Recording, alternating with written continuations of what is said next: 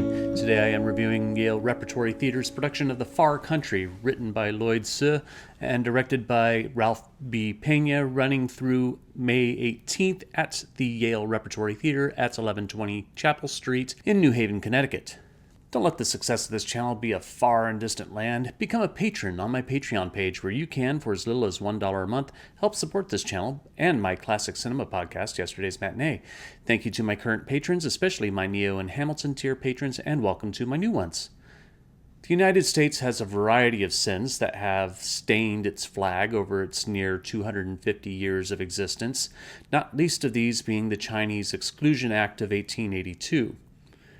The original Act of 1882 provided an absolute ban on the immigration of Chinese laborers to the United States for 10 years, but was extended and lasted in various forms until 1943, when Congress repealed all exclusion acts for World War II. Quotas for Chinese immigrants remained low, though, and no significant improvements were made until the Immigration Act of 1965. Congress officially condemned the Chinese Exclusion Act in 2012. This is the background of Hsu's The Far Country, primarily set in San Francisco and Taishan, China. The story follows several Chinese people as they attempt to find ways to subvert the Chinese Exclusion Act to gain access into the United States. The play opens in 1909 with Guy, played by David Shi, who is attempting to convince U.S. officials that he is traveling to China to visit his wife and children, and that he may bring his oldest child back to the United States.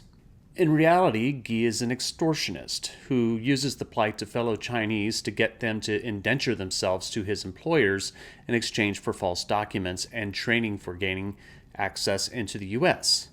He himself is likely a victim of the same extortion and runs a laundry shop in Chinatown in San Francisco. In this visit to China, he visits Lo, played by Tina Chilip, and her son Moon Giet, played by Hao Feng, with the intention of having Moon Giet travel to the United States posing as his son at the price of $1,600, with 10% paid up front and the rest garnished from his wages in the United States at an exorbitant interest rate. It takes Moon Giet nearly a year and a half to clear interrogation at Angel Island, the West Coast version of Ellis Island, which is more of a prison for Moon Giet, where he is repeatedly interrogated. As history is inclined to be, if it isn't messy, you're not looking hard enough. And Hsu does an excellent job in showing that there are bad people on both sides of the issue. Federal agents exact what is essentially psychological torture on the interred would-be immigrants, when there should be enough evidence by then to either allow them into the country or be sent back to China. Then there are people like the unseen gangsters who use people like Guy and a system for their own selfish gain. It's a messy situation, and the desperate, destitute Chinese who are trying to escape their poor living conditions in China to find their fortunes in the United States that end up suffering. The Far Country is at times rather bleak. The montage scenes of Moon Giet being interrogated and living in captivity that take up much of the second half of Act 1 is crushing as he wonders how he can still be there, as interrogators attempt to trip him up with questions like what kind of steps there are leading up to his house and how many steps were there. Hao Feng is great in these scenes as he balances Moon Giet with keeping focus on the task at hand, yet failing with exhaustion. There are other good performances like Tina Chilip and Joyce Mei Zhang, who plays Yuan, who becomes the focus of Act 2, but the standout performance goes to David Shi as Guy. In making it clear that Guy is speaking two languages at the top of the play, he speaks English to his interrogators with a broken dialect, but when he speaks to his interpreter in Chinese, he speaks in perfectly clean English, because he knows how to speak Chinese fluently. She is perfect in the bouncing back and forth between the broken English and the clean English. As a storytelling technique, it's simple, but from an acting perspective, it's extremely difficult, and he nails it.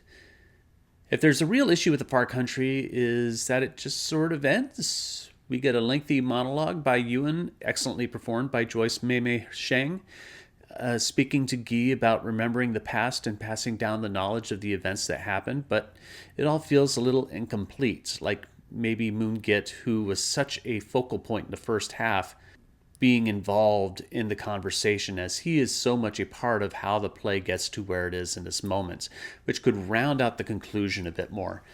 Kim Zhao's scenic design offers some amazing visuals in conjunction with lighting designer Yishen Zhao and projection designer Hannah S. Kim. At one point, Moonget tells the audience about the history of Angel Island and the history that exists literally, physically in the walls of the building. The visual representation of this on the set flats are stellar, with images that look so textured you want to go on stage and see if they're real. The Far Country is a sensitively sad tale of one of the racist abuses of the United States' past and how people who wanted to be a part of the American dream. It is laced with elements of hope, but from the view that the play comes from between 1909 and 1930, it's tough knowing that the light for them is still so far away. But I am only one man's opinion, so be sure to leave yours in the comments below. If you'd like to see The Far Country, I'll leave a link in the description where you can get tickets. Also in the description will be a link to my Patreon page, so visit that if you'd like to support my channel. You can also support my channel by liking, sharing, and subscribing, and click the notification bell to be alerted to future reviews. What am I reviewing next? Well, that's a good question. The next scheduled review is a Contemporary Theater of Connecticut's production of Kinky Boots, but that's not for several weeks. My schedule is going to go into a bit of a tizzy as I should be starting grad school in the next couple weeks, and the classes are scheduled for the evening. I will do my best to make as many shows as I can, but with evening classes that may become a little more difficult. We'll see how things play out. Plus, I need a break. I've been reviewing 4 or 5 shows a week over this past month, as well as taking 5 undergrad courses in preparation for the grad program I'm going into, and I'm in the middle of finals week. I will be getting a video together for my thoughts on the Tony Awards, which should come out about a week before the actual event, and I am thinking about doing a season 3 recap, kind of going back and looking back at some of my reviews and some of your comments, and see what I think of things in a retrospective manner. So, until whatever I end up doing next, whether it be Kinky Boots or something sooner, keep a lookout. The 3rd season is coming to an end soon. I thank you for your continued support, even if you disagree with me. You've mostly been very respectful, and I appreciate that. Thank you for watching, and I will see you all at the theater.